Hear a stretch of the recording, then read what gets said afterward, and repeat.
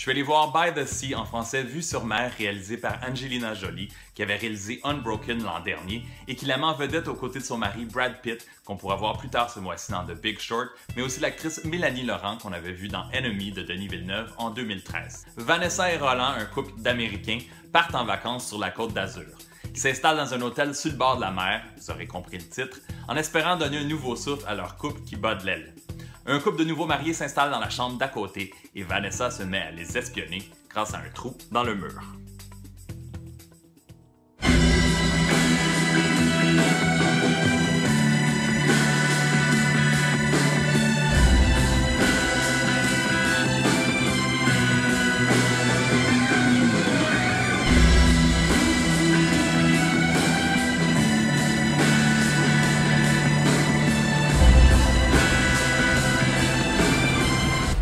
Point positif, le film est magnifique.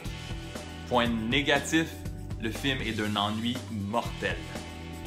On est dans les années 70 en France, les paysages, les costumes semblent tout droit sortis d'un magazine de mode, le film est lent, déprimant, vide, sur les problèmes d'un couple qui a la difficulté à communiquer.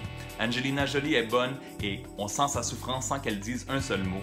Et Brad Pitt est dans beaucoup de scènes en français avec un vieil homme et son français est plutôt bon.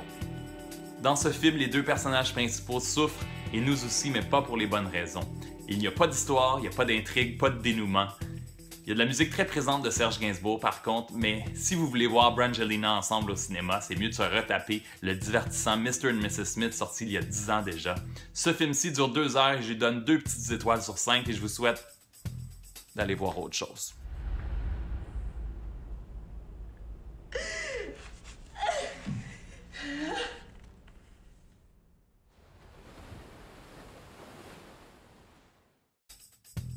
Je suis allé voir le très attendu Hunger Games Mockingjay Part 2, en français La Révolte, dernière partie, 4e et dernier film basé sur les best-sellers de Susan Collins,